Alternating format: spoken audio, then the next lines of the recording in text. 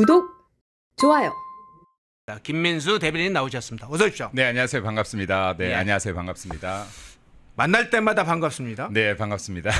일주일 만에 뵀는데 네. 한 며칠 안 된 것 같아요. 네, 뵙는 얼굴 중에서 가장 반가운 얼굴들인 것 같습니다. 예. 자, 앞서 이제 부동산 이야기를 먼저 했습니다만은 텐센트, 중국 IT 대기업으로 알려져 있는 텐센트가 국내 대표 게임사 넥슨, 잘 알려져 있죠. 넥슨 인수를 타진하고 있다, 이런 보도가 나왔습니다.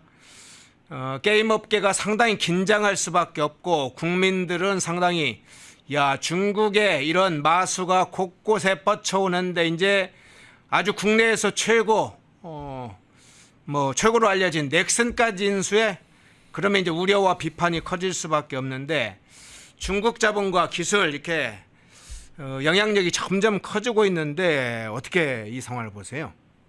네, 안 좋게 봅니다. 안 좋게 봐요. 안 좋게 보죠.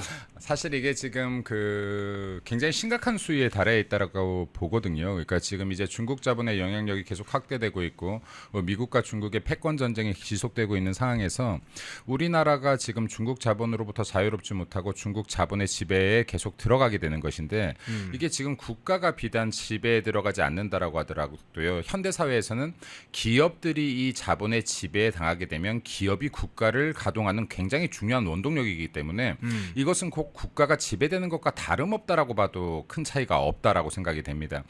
그리고 지금 텐센트 같은 경우와 넥슨의 인수설 같은 경우는 아직 설에 불과하지만은 이것이 현실화될 때는 굉장히 여러 가지 문제점이 발생할 수 있다라고 봐야 되거든요.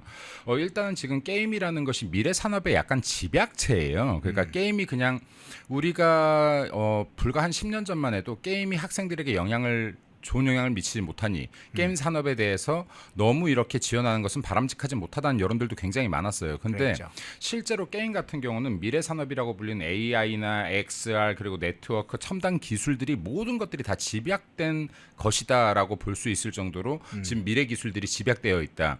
그리고 이 플러스 전체 K 콘텐츠가 지금 한류 바람 세계적으로 불고 있지 않습니까? 네. 예, 전체 K 콘텐츠의 수출의 약 67%를 게임이 차지하고 있습니다. 엄청나게 큰 비중이죠. 가반을 넘는 비중을 게임이 차지하고 있다 이미. 그리고 또 대한민국 청년 인재들 이 고급 일자리에 8만여 명이 종사하고 있다. 그러니까 굉장히 큰 숫자라고 봐야 됩니다. 그래서 지금 이러한 산업들이 지금 중국 지배에 놓이게 된다라고 했었을 때는 이러한 부분들에 대한 중국 영향력이나 통제권에 대해서도 무시하지 못하는 일이 발생할 것이다. 라고 하는 것인데요. 오늘 이 주제를 말씀드리기 위해서는 제가 볼 때는 두 가지 정도로 좀 이렇게 요약해서 봐야 될 것 같아요. 예. 하나는 지금 이것을 그냥 단순한 인수전 M&A로 볼 것이 아니라 중국에 의한 지금 대한민국 산업 주권에 대한 쟁탈로 하나를 봐야 되고요. 예. 그러니까 대한민국 산업 주권 쟁탈의 문제점. 그리고 또 이를 보호하지 못하고 있는 대한민국의 기업을 증오하는 문화, 기업을 악마시하는 문화, 이로 인한 지금 기업에 대한 이러한 상속세 문제, 네, 이렇게 두 가지 문제로 좀 이것을 짚어본다라고 하면 이 미래 산업이나 지금 우리 대한민국의 산업 보호를 위한 방안들을 좀 연구해낼 수 있지 않을까 이렇게 생각하고 있습니다. 예. 네. 지금 기업 간 거래가 단순한 기업 간 거래가 아니다, 이야기를 해주셨는데, 산업 주권 쟁탈 문제를 이야기했어요. 조금 더 그러면 이 중국 기업의 지금 인수라는 형식으로, 인수합병이라는 형식으로 이렇게 넥슨을 텐센트가 인수를 할 경우에 여러 가지 리스크가 있을 텐데, 정치 경제적 리스크 부분을 일부 이제 이야기를 해주셨는데, 이 정치적 경제적 뿐만 아니라 안보적 리스크도 발생할 텐데 어떤 점에서 주목을 하시나요? 일단 제가 이거 좀 한번 여쭙고 싶은데, 요즘에 주식 투자를 하신 분들이 많기 때문에 텐센트를 들어본 분들도 있을 텐데요. 예. 사실 지금 이번에 텐센트가 넥센을 인수한다라는 소문이 나오기 전에 텐센트라는 기업에 대해서 얼마나 자세히 알고 있었는지 저는 좀 궁금합니다. 우리 앵커님께서 너무 박식하시지만 텐센트가 뭐 하는 기업인지 혹시 아세요? 텐센트는 본래는 플랫폼 기업 아닙니까? 예, 이게 텐센트가요. 사실 지금 이게 시가총액 800조거든요. 중국에서 지금 1위에 해당하는 기업인데 중국인들에게 텐센트를 물어보면 잘 몰라요. 그래요? 예, 그러니까 중국인들 중에서도 텐센트가 뭐 하는 회사냐라고 물어보면 모르는 사람들이 굉장히 많습니다. 그럼 우리나라 같은 경우도 여기가 게임 회사인가? 뭐 지금 방금 말씀하셨던 것처럼 플랫폼 회사인가? 근데 플랫폼 중에서 어떤 플랫폼 회사지? 정확히 인지도 못하고 있는 경우들이 많거든요. 근데 지금 이 이유가 뭐냐면 굉장히 잡탄밥입니다. 아무거나 막 하는 회사예요. 그러니까 지금 이게 텐센트 같은 경우가 처음에는 방금 말씀하셨던 것처럼 이렇게 이 플랫폼 회사라고 해야 될까요? 그것도 어떤 플랫폼 회사냐면 QQ 메신저라고 있었습니다. 그러니까 이게 메신저 기업이었어요. 근데 굉장히 작은 메신저 기업이었는데 어떻게 이렇게 중국에서 시가총액 1위, 삼성전자의 시가시총이 지금 2.5배에 달하는 수준의 지금 거대 규모의 기업이 돼 있는 거거든요. 그럼 이 근간에 무엇이 있는지를 좀 살펴보는 것이 중요합니다. 방금 말씀하셨던 질문에 여기에 좀 해답이 있습니다. 그럼 지금 여기에 텐센트의 회장 같은 경우는 지금 마윈 같은 사람하고 다르게 자기를 좀 안 내세웠어요. 기업이나 자신에 대한 홍보를 하지 않죠. 그래서 지금 텐센트 회장이 누군지 이름조차도 아마 잘 모르실 거예요. 이게 지금 시가총액 1위 기업인데 근데 QQ 메신저라는 것으로 시작했고 그리고 우리가 잘 알고 있는 중국의 대표적인 메신저 위챗을 2011년도에 개발하죠. 이 사람이. 네, 근데 위챗이라는 것이 지금 개발됨으로 인해서 지금 중국의 우리나라로 치면 카카오톡 같은 역할을 하는 거거든요. 근데 중국만 해도 지금 10억 명 아닙니까? 근데 대다수가 이 위챗을 쓰고 있다. 어마어마한 플랫폼이 된 거죠. 그죠? 그러네요. 네, 어마어마한 플랫폼이 됐는데 이 위챗이라는 것이 어마어마한 플랫폼이 됐는데 중요한 역할을 하는 게 하나가 있습니다. 위챗머니입니다. 네. 위챗머니. 네, 위챗머니입니다. 예. 근데 위챗머니가 왜 중국에서 이렇게 히트를 치게 되고 또 중국 공산당과도 연계가 되냐면 중국의 굉장히 골칫거리 중에 하나가 위조 지폐였거든요. 그리고 이건 중국에서조차 골칫거리 중에 하나였는데 이게 위챗머니라는 것이 통용되면서 이 위조 지폐 문제가 상당수가 사라져요. 네. 그럼 지금 이런 것들이 지금 이제 통용화되면서 중국에서 지금 어떤 이야기가 되냐면 위챗을 통해서 이런 공산당에 반하는 사상을 갖고 있는 사람들을 적발하겠다라는 발언도 실제로 나왔었거든요. 그럼 실제로 중국 같은 경우는 공산당이 기업들을 지배한다라고 봐야 됩니다. 상당한 영향력을 미친다고 봐야 돼요. 근데도 불구하고 중국인들이 위챗을 쓰지 않을 수가 없죠. 왜냐하면 위챗을 안 쓰는 것 자체가 이상하게 낙인 찍히는 겁니다. 그렇군요. 네, 전 국민이 다 쓰고 있는데 이것을 기피하는 것 자체만으로도 중국 공산당에 이렇게 식별될 수 있는 대상이 될 수가 있기 때문에 실질적으로는 위챗이 지금 중국의 상당한 통제를 받고 있다라고 봐야 되는 것이고 그럼 지금 당연히 텐센트도 마찬가지겠죠. 텐센트가 지금 우리나라의 게임 기업을 인수한다라고 하니까 게임 회사인 줄 알고 있는데 게임 개발을 하지 않는 회사입니다. 알고 계세요? 네, 게임 개발을 하지 않습니다. 게임의 외주를 주어서 사실은 그냥 자회사로만 두고 정확히는 게임 회사에 투자를 하는 회사라고 봐야 됩니다. 그러니까 게임 회사들의 투자를 해서요. 실제로 굉장히 짧은 기간 약 10년도 안 되는 기간 동안에 전 세계 36개의 기업들을 인수를 합니다. 네, 그래서 지금 실제 게임을 개발하지 않지만 게임 인수를 주로 해서 게임 기업들을 인수를 해서 이 영향력을 확대하는데 이것은 단순하게 게임 기업을 인수한다라고 볼 것이 아니라 여기에 있는 기술과 집약된 아까 미래산업에 집약된 기술들을 가지고 가는 것이기도 하고요. 여기에 있는 수많은 전 세계의 사람들의 정보를 가져가는 것이기도 하고요. 아까 말씀하셨던 이러한 부분에서 안보의 문제들도 직결될 수밖에 없다. 왜? 여기에는 중국 공산당들의 개입이 있기 때문이다라고 하는 것인데 사실 지금 여기 중국 기업들 같은 경우가 공산당의 지배하에 놓여 있지만 국가에 반대할 수가 없는 게 국가 때문에 크기도 해요. 네, 왜냐하면 중국에서 지금 그렇죠. 유튜브 들어갈 수 있나요? 없죠. 페이스북 들어갈 수 있나요? 없죠. 네, 상당히 외국의 경쟁력이 있는 기업들을 다 막아내고 있기 때문에 내수를 독점하는 형태를 갖고 오면서 기업이 성장을 하는 거거든요. 그래서 이게 외국으로 예를 들어서 위챗 우리나라 사람들 안 쓰죠. 외국으로 이것이 수출되기에는 굉장히 제한이 있으나 실제로 이 플랫폼을 통해서 세계적인 기업들을 자본으로 잠식할 수 있는 여건을 만들고 있다. 그래서 이게 지금 중국 자본에 대한 문제들은 비단 우리나라뿐만이 아니라 지금 미국에도 위협이 되고 있는 것인데 이것을 지금 우리나라가 무방비적으로 대응을 한다라고 하면 이건 우리나라의 산업 주권을 찬탈당하게 될 것이고 네, 그리고 또 두 번째는 우리나라의 기술들이 유출되는 결과를 갖고 오게 될 것이고 여기서 대한민국의 여러 정보들이 중국으로 유출되는 결과도 가져오게 될 것이다. 그렇기 때문에 지금 우리나라 같은 경우는 게임 산업 같은 경우는 국가 전략 산업으로 지정할 필요가 굉장히 있습니다. 네. 왜냐하면 아까도 제가 말씀드렸다시피 지금 여기에 K 콘텐츠들의 수출의 67%를 차지하고 있는 게임 산업에 대해서 대한민국이 국가 전략 산업으로 이 부분을 채택하고 보호할 필요가 있고 또한 비정상적으로 지금 들어오고 있는 중국 자본 등 지금 이런 자본들 민간 거래를 위장한 주권 침탈, 산업 침탈에 대한 부분에 대해서는 대한민국 정부 차원에서 방어를 할 제도적 장치를 마련할 필요가 있다. 네. 이런 부분들에 대해서 지금 이제 이재명 정권이 들어섰는데요. 분명한 것은 지금 친중적인 정책을 고집할 것이 아니라 대한민국의 주권을 어떻게 지킬 것이냐. 이제 옛날과는 달라요. 그러니까 옛날과 달리 우리나라가 지금 영토적인 침탈을 당했다라고 해서 이게 주권 침탈이 아니라 산업도 주권 침탈을 당하면 이거 주권 침탈인 겁니다. 네. 이러한 부분들이 국민에게 피해가 갈 수 있고 대한민국의 잠재 역량을 갉아먹을 수 있다라고 하면 이런 부분에 대한 제도적 장치에 대한 마련을 준비해야 될 것이다. 그리고 이것이 민주당이나 이재명 정부에서 역량이 없다라고 하면 이러한 부분들에 대해서도 국민의힘 가치연구에서 선제적으로 법안을 입법한다든지 그리고 해결책을 모색하는 방안들을 통해서 국민들에 대한 여론도 가져갈 수 있을 것이다라는 말씀 좀 드리고 싶습니다. 예. 네. 중국 기업들은 이제 중국 공산당의 지침이나 통제 구조 하에 있기 때문에 지금 산업 주권의 문제, 기술 유출의 문제, 정보 유출의 문제, 정보 유출은 뭐 실제로는 안보 정보도 있을 거고 개인 정보도 있겠죠. 그게 유출이 되면 실제로 국가안보뿐만 아니라 개인의 관련된 안전 문제까지도 유출이 되겠죠. 자, 부동산 시장 문제도 좀 한번 여쭤보고 싶습니다. 부동산 넘어가기 전에 이거 하나만 더 아까 예. 제가 그 대한민국 그 기업들에 대한 상속세 부분 잠깐이라도 얘기를 하고 가야 될 것 같은데 이 부분도 제가 말씀을 드렸는데 네. 지금 대한민국 그 기업들에 대한 상속세 문제는 굉장히 심각합니다. 지금 예를 들어서 텐센트가 넥센을 지금 인수하겠다라고 나온 거 결국에는 지금 넥센의 회장이 이 작고를 하면서 지금 이 상속 문제거든요.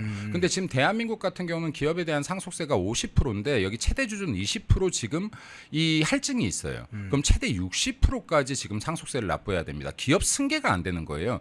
대한민국에 100년이 넘은 기업이 나오지 못하는 구조인 이유인 것입니다. 근데 지금 이러한 것들이 지금 세계적인 국가들과도 굉장히 지금 엄청난 차이가 있어요. 예를 들어 미국 같은 경우는 상속세가 40%, 프랑스 45%, 독일 30%, 그 OECD 국가 평균은 15%에 지나지 않거든요. 근데 대한민국은 60%더라. 60%이기 때문에 기업이 지금 경영권이 유지될 수가 없고 결국에는 기업 경영권을 빼앗기면서 무너지는 구조를 갖고 있는데 이게 지금 예전에 대한민국이 굉장히 경쟁력이 있다라고 했던 기업 중에 락앤락이라고 기억나세요? 예. 이렇게 지금 냉장고에 넣는 이런 네네. 식기를 개발하던 회사죠. 예. 근데 이 회사 같은 경우도요. 이 상속세 문제 때문에 결국에는 지금 회사 지분들을 팔게 되는데 이것을 사들였던 게 홍콩 사모펀드예요. 홍콩 사모펀드 기업이 돼버리는 겁니다. 이게 우리나라 기업들을 지켜내지 못하는 거예요.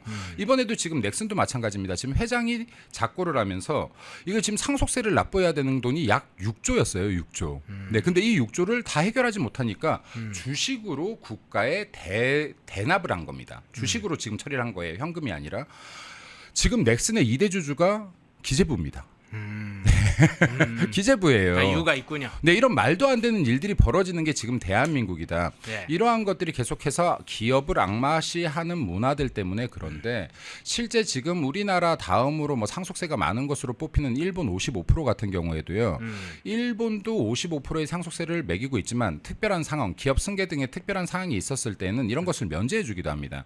그러니까 우리나라에서 진짜로 국민들을 위하고 대한민국 잠재 역량을 향상시키고 대한민국의 국익을 위하는 것이 기업들의 상속세를 가다 부과함으로 인해서 기업의 승계를 유지, 존속을 못하게 하는 것이 지금 국익에 도움이 되는 것인지 아니면 이 기업 승계를 통해서 지금 지속적으로 이 수익을 창출하고 이것으로 국가의 세금을 납부하고 일자리를 창출해내게끔 만드는 것이 국익에 도움이 되는 것인지 이 방향성을 정확히 잡아야 된다. 그리고 지금 이제 많은 사람들이 그 기업들은 세금을 적게 내는 줄 알고 있거든요. 끽해봐야 20%, 22% 내는 줄 알고 있어요. 자, 10을 벌어서 20% 냈다라고 가정을 하면요. 이거는 기업이 낸 세금입니다. 여기에 사주들이 월급이나 배당으로 이 돈을 자기들이 가져오려고 하면 여기에서 또 약 48%, 최대 구간 48%까지 세금을 내야 돼요. 네. 자, 그러고 남은 기업에 남은 돈을 상속하려고 하면 여기서 또 60% 내야 되는 겁니다. 네. 자, 그러면요. 대한민국 기업들은요. 기업이 돈을 버는 존재 자체만으로도 사회에 기여하고 국가에 기여하고 있는 거예요. 물론이요. 그럼 기업에 박수를 쳐줘야 됩니다. 기업이 지속할 수 있게끔 만들어줘야 대한민국이 성장할 수 있어요. 근데 지금 예를 들어서 민주당이나 좌파 세력들이 이때까지 해왔던 프로레탈리아 그리고 지금 자본가의 계급으로 나눠서 이 갈등 구조로 양분법적, 이분법적으로 이것을 바라본다라고 하면 네. 대한민국은 너무나 기업하기 좋지 못한 환경이 된다. 그럼 대한민국의 경쟁력은 점점 줄어들 수밖에 없다. 그래서 지금 이러한 것들은 지금 대국가적인 과제로 보고 국민의 힘도 기업들이 어떻게 해야 더 자율성을 보장하고 존속할 수 있고 기업의 영리 추구를 통해서 국가적 이익과 국민들의 복지를 향상시킬 수 있는지를 종합적으로 검토할 때가 됐다. 그리고 이러한 부분들은 지금 보수가 계속해서 주장해야지 맞는 것이 보수주의의 핵심 가치 중에 하나가 기업의 자유가 있고 시장경제 체제가 있지 않습니까? 예. 이 부분을 제대로 주장하지 못하면 보수의 중요한 무기 중에 하나를 잃는 것이다. 자, 이러한 문제가 터졌을 때 지금 보수정당 국민의힘은 이러한 문제에 빠르고 적극적으로 대응해서 국민들에게 해결책을 제시하는 것 중요하다는 말씀드리고 싶습니다. 예. 사실은 대기업이나 중견기업, 중소기업 모두 기업 자체가 잘 운영된다는 것만으로도 사회적 기여를 크게 세 가지를 하고 있다고 그러죠. 첫째, 방금 말씀하신 것처럼 우리 국민들이 지금 많이 쓰고 있는 세금, 뭐 우리 각종 인프라, 교통시설부터 해서 의료시설, 경제 사회에 국가 운영에 필요한 자산, 복지 비용 이런 게 다 세금으로 쓰여지는 거니까 그 막대한 세금을 기업이 벌어서 세금을 내는 것이죠. 두 번째는 고용을 창출하는 것이죠. 삼성만 하더라도 자기 밑에 있는 자회사까지 하면 약 10만 명 정도의 직접 고용을 하고 있다고 하니까 고용이 창출하는 효과가 있죠. 세 번째는 좋은 제품을 사용을 해서 생활의 혁명을 이루어지게 하는 것이죠. 세탁기가 좋은 걸 나오게 되면 그간에 손으로 빨아야 했던 우리 어머님들 굉장히 노동력에 시달리는데 그 세탁기 하나로 엄청난 삶의 변화가 생기죠. 기업들이 창출한 겁니다. 세금과 기술 혁신과 고용 창출과 이것만으로도 다 사회적 기여를 다 하고 있습니다. 기업은 사실 거기에다 계속 기업들이 사회적 기여 더하라고 막 괴롭히는 현상 적지 않은데 그 부분을 먼저 좀 짚어주셨네요. 아까 이제 부동산 문제 얘기했는데 앞서 이제 영상에서도 좀 보여드렸습니다만은 중국의 자본들이 깊이 들어오고 있는데 부동산 시장에도 깊이 들어오고 있어요. 이게 우리 산업 구조나 사회 경제에 미치는 영향 어떤 차원에서 봐야 될까요? 이게 지금 사실은 우리나라 같은 경우는 중국과는 다르잖아요. 예. 중국은 지금 내가 주택을 사도 땅은 국가 거 아닙니까? 예. 우리나라는 지금 아파트를 사거나 주택을 사면 땅도 내 거 아닙니까? 땅 지분도 포함되는 거 아니에요? 그럼 지금 이게 외국인들이 특히 중국인들이 이 지금 주택들을 산다라고 하는 것은 대한민국 토지 침탈로 봐야 돼요. 저는 그렇게 생각합니다. 예를 들어서 이게 글로벌 시대에 이것을 다 막을 수는 없겠지만은 이게 지금 어느 정도 규제나 제한이 있어야 되는 것인데 이것이 성벽이 허물어진다라고 하면 중국 자본이 대한민국 땅을 사 들어가는 겁니다. 이거 지금 굳이 총칼 들고 땅을 침탈할 필요가 있나요? 네, 이게 지금 얼마나 지금 중국인들의 손에 지금 대한민국의 땅이 넘어가고 있는지 알 수가 없는 지경에 이르르고 있다라는 말씀을 좀 드리고 싶은데 왜냐면요. 지금 이게 2023년 기준인가 주택담보대출의 절반이 중국인입니다. 예. 네. 주택담보대출의 절반이 중국인이라는 소리는요. 중국 자본으로 대한민국 땅을 사고 있다는 소리가 아니에요. 우리나라 대출의 50%를 중국인이 차지하고 있다는 건 우리나라에서 돈을 빌려서 우리나라 돈으로 중국인이 지금 집을 사고 있다는 거예요. 그렇군요. 이거 지금 얼마나 심각한 문제고 지금 말도 안 되는 문제입니까? 대한민국 국민들은 정작 지금 주택 하나를 살 때 대출에 대한 규제들이 너무나 많아서 내 집 하나 마련하기가 너무나 어려운 실정인데 예. 중국인들에겐 대래 대출 규제가 약해서 지금 대한민국의 주택담보대출의 50%에 육박하는 비중을 지금 중국인이 대출을 받아가고 있고 이것을 통해서 지금 대한민국의 주택을 구매하고 있는 겁니다. 또 연체율도 높습니다. 하물며. 자, 이러한 구조들을 지금 기형적 구조들을 만들어내고 있는데 이러한 기형적인 구조를 보고 중국인들이 봤었을 땐 좋은 투자감이 아니라 좋은 먹잇감이 되는 거죠. 이건. 그럼 지금 대한민국 부동산에 투자하는 것은 지금 중국에서는 어쨌든 간에 지금 이 부동산 투자보다는 지금 기업에 대한 지금 미래 산업에 대한 투자 쪽으로 계속 방향을 전환시키고 있지 않습니까? 네네. 그럼 국내에서 부동산 투자가 자유롭지 못하다? 그럼 이게 외국으로 먹잇감들을 이동시키는 것인데 그 중에 하나가 대한민국으로 포착되기도 하는 것이다라고 봐야지 맞는 것이겠죠. 그리고 지금 여기에서 보시면요. 2023년 기준입니다. 마찬가지로 외국인의 국내 부동산 매수가 역대 최고치를 찍어요. 그 중에서 당연히 중국인이 압도적입니다. 그리고 중국인 토지 보유도 증가세이고 7년새에 3배나 급증을 했습니다. 토지 보유가 3배나 급증을 했어요. 자, 우리나라 사람들은 지금 땅 하나를 살려고 하면 농사 지을 거야, 뭐 할 거야, 이거 지금 2년 내에 개발할 거야, 여러 가지 규제가 있습니다. 2년 내에 개발 계획가 없으면 땅도 못 삽니다, 마음대로.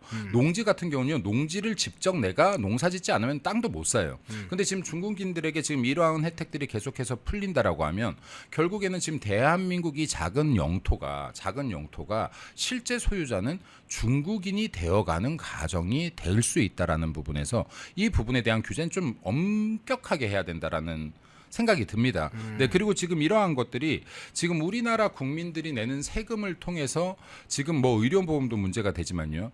또 문제가 되는 것이 뭐냐면 기업을 중국인들이 쉽게 할 수 있어요. 대한민국에서. 이거 우리나라 국민들이 지금 미국이나 중국 가서 기업하려면 이거 만만한 일인가요? 결코 만만치 않습니다. 그렇죠. 네, 근데 지금 외국인들, 중국인들이 지금 대한민국에서 기업하려고 하면요. 자본금 1억만 있으면 돼요. 네, 자본금 1억만 있으면 됩니다. 그러니까 이러한 구조들을 지금 기형적인 구조들은 지금 이게 우리가 상호 평등의 원칙에 따라서 어느 정도 돼야 되는데 근데 지금 중국 같은 경우는 우리나라에게 이런 혜택을 주고 있지 않은데 우리나라는 지금 중국인들에게 이런 투자의 기회를 주고 땅을 매입할 기회를 주고 주택을 매입할 기회를 준다라고 하면 지금 이것은 당연히 안 되는 것이죠. 네, 이 중국의 영향력으로부터 벗어나기 위해서 수많은 나라들이 지금 노력하고 있습니다. 미국 같은 경우도 마찬가지인데요. 아까 이 닌센트 문제도 마찬가지였지만 미국 같은 경우는 이 바이든 정부 당시에 이 미국의 주식 시장에 중국의 자본을 제한하는 명령 등도 나왔었어요. 네. 근데 지금 우리나라 같은 경우에 이런 부분에 대한 심각성을 만약에 놓친다라고 하면 이거는 중국의 영향력에 자본에 의해 잠식당할 것이다라는 말씀도 좀 드리고 싶습니다. 예. 네. 먼저 텐센트의 넥슨 인수 소식이 알려지면서 그 문제, 자본과 부동산 침투, 중국의 마수가 어떻게 펼치고 그것이 한국 경제 사회에 어떤 영향을 미치는지 또 국가 안보에 어떤 영향을 미치는지를 좀 짧게 살펴봤습니다. 주제를 바꿔볼게요. 이 대통령의 장남 결혼식 문제가 불거졌네요. 아마 이 소식 들었을 겁니다. 이 대통령의 장남 결혼식이 어제 있었다. 뭐 이런 게 알려졌죠. 나경원 의원이 이 문제를 강하게 비판을 했습니다. 나경원이 페이스북에 이렇게 썼어요. 자, 한번 볼까요? 어제 이재명 대통령 장남 결혼식이 있었다고 한다. 비공개 결혼식이라고 홍보하지만 날짜와 장소, 축의금을 받을 계좌번호까지 모든 것이 공공하게 알려져 있다. 이게 무슨 비공개 결혼식이냐. 위선과 거짓은 이재명 정권의 DNA 코드다. 말은 정의를 외치지만 실상은 사익과 기반이다. 자, 정리할. 나 의원이 나섰어요. 한번 되게 이제 조금 조심스러운 사실은 문제인데 나 의원이 직접 저격을 했습니다. 어떻게 보셨어요? 좀 저격할 만한 주제였던 것 같아요. 왜냐하면 이게 사실은 장남 결혼식 같은 문제는 비공개를 하겠다가 자랑도 아니었어요. 비공개할 수밖에 없는 상황이에요. 일반적인 사람들이라고 하면 염치가 있어서 비공개할 수밖에 없었을 거예요. 예. 왜냐하면 이거 대선 과정에서 지금 이 아들의 발언 굉장히 문제되지 않았습니까? 이 성적인 발언, 지금 수위가 너무나 벗어난 발언. 지금 이 정도가 문제가 됐다라고 하면 아들 이야기를 가급적이면 꺼내고 싶지 않았을 겁니다. 이게 일반적인 국민, 염치 있는 국민이라면 아들이 결혼을 해도 몰래 조용히 스몰 웨딩 당연히 했을 겁니다. 근데 스몰 웨딩의 수준도 아니라면서요. 이게 지금 뭐 억대의 비용이 들어가는 그 웨딩이었다라고 하는데 이 들리는 이야기들에 의하면 그리고 지금 여기에 이미 계좌번호가 적힌 번호들도 돌았고 네. 그 적은 규모가 참석한 것도 아니었다. 네. 뭐 제가 이거 신문 기사에서 한 700~800명 참석한 걸로 봤는데 적은 규모의 참석 인원도 아니었고 적은 규모도 아니었다. 이거는 비공개도 스몰 웨딩도 아니었다라고 이야기들을 하더라고요.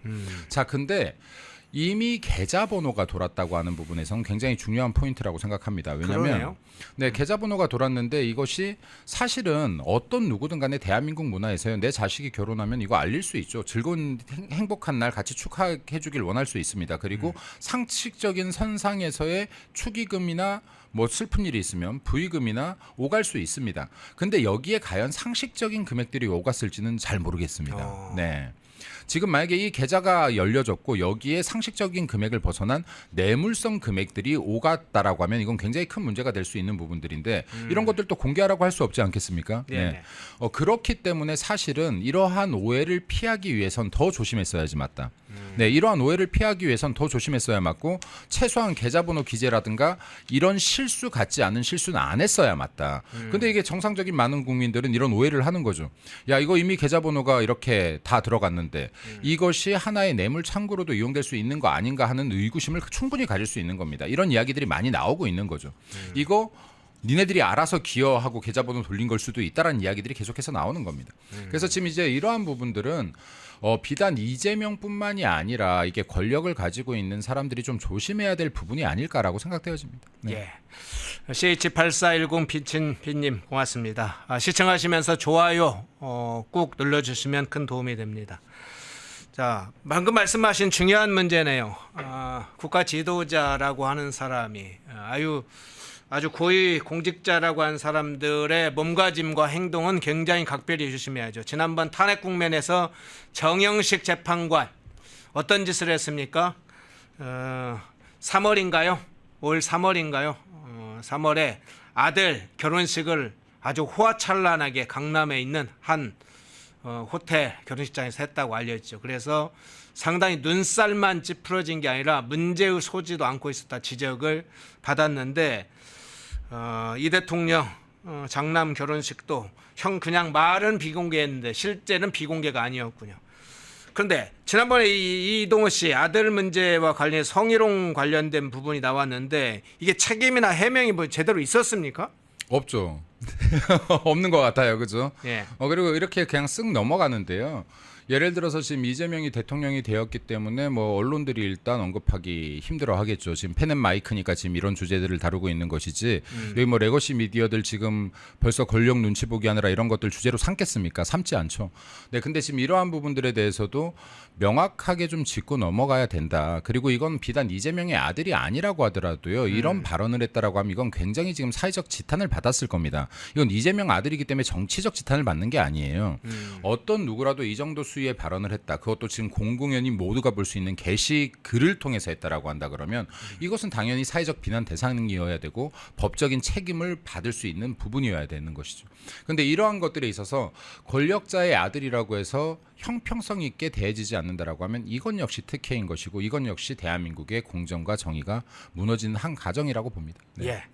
일단 가족 문제가 나왔으니까 마지막으로 이 질문을 드릴게요. 대통령 가족이라도 사성할 문제는 물론 보호를 할 건 보호를 해야 되겠죠. 과도하게 정치화하거나 흠집 내는 식으로 공격하는 것은 물론 자중하고 절제해야 되겠죠. 그런데 최근에 이제 김민석 후보자 아들 문제부터 본인 자신의 문제가 굉장히 많은 사건이 터지고 있습니다. 이한주 국정기획위원장도 두 아들에게 뭐 증여했다까지 터지고 있는데 이 정치인이나 대통령의 가족 문제 이거 공적으로 검증 대상이 어디까지 돼야 될지 이 문제는 항상 논란의 거리가 되고 있어요.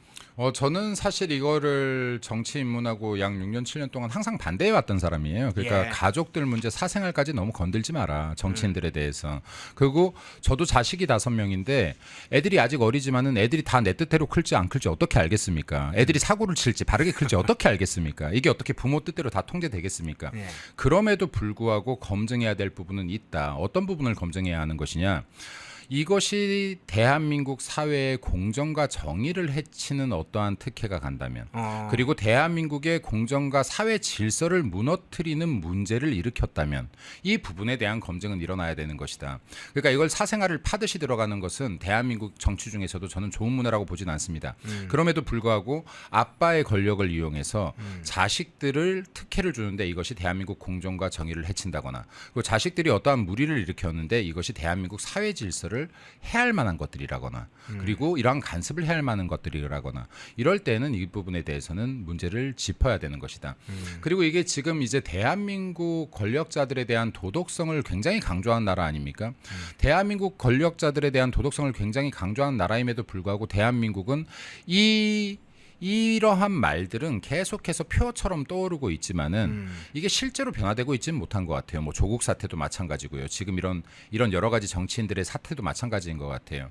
근데 정치를 하려고 하는 사람들은 이제 앞으로는 이러한 문제에 대해서 조금 더 신중하게 접근해야 되지 않겠는가. 내 자식 안 아까운 사람 어디 있고 내 자식 잘 되기를 원치 않는 사람 어디 있겠습니까마는 그럼에도 불구하고 사회적 정의나 이 공정을 해치지 않는 범위에서 자식 사랑을 해야지 맞지 않겠는가라는 이런 뭐 좀 제언을 하고 싶습니다. 네, 예. 제언을 하고 싶고요. 그리고 뭐 그러고 싶네요. 예. 네. 더 하고 싶은 얘기가 있지만 아마 찝찝하는 거 보니까 마음에 걸리는 이 얘기가 있는 것 같습니다. 예, 2부 텐센트의 넥슨 인수, 중국의 자본 부동산 침투 문제하고 이재명 대통령 그 아들 결혼식 문제와 관련해서 나경원 의원이 관련된 좀 비판을 해서 그 문제를 중점적으로 다뤄봤습니다. 김민수 전 국민의힘 대변인이었습니다. 고맙습니다. 감사합니다. 펜앤마이크와 광동이 함께 준비한 광동 루테인 밀크 시슬 혈행 개선, 노화로 인한 눈 건강, 간 건강. 펜앤마이크 TV 단독 할인 2개월분 한 박스에 3만원, 6개월분 세 박스에 84,000원. 펜앤마이크 구독자 전용 댓글 상단 할인 링크에서 구매 가능합니다. 전화 문의는 1661-6915, 전화 문의는 1661-6915. 펜앤마이크와 광동이 함께 준비한 광동 면역보감 데일리 스틱 2024년 건강기능식품 대상 높은 흡수율, 휴대와 섭취가 간편한 스틱형 펜앤마이크 TV 단독 할인 1개월분 한 박스에 33,000원, 3개월분 세 박스에 9만원. 펜앤마이크 구독자 전용 댓글 상단 할인 링크에서 구매 가능합니다. 전화 문의는 2661-6915, 전화 문의는 2661-6915. 펜앤마이크와 광동이 함께 준비한 광동 혈당혈압 콜레스테롤 케어 솔루션 식후 혈당 상승 억제, 체지방 감소, 혈중 콜레스테롤 개선, 높은 혈압 감소. 펜앤마이크 TV 단독 할인 1개월분 한 박스에 25,000원, 3개월분 세 박스에 66,000원. 펜앤마이크 구독자 전용 댓글 상단 할인 링크에서 구매 가능합니다. 전화 문의는 1661-6915, 전화 문의는 1661-6915. 펜앤마이크에서 추천하는 영상도 보고 가세요. 다른 영상도 즐기시려면 구독 버튼을 꼭 눌러주세요.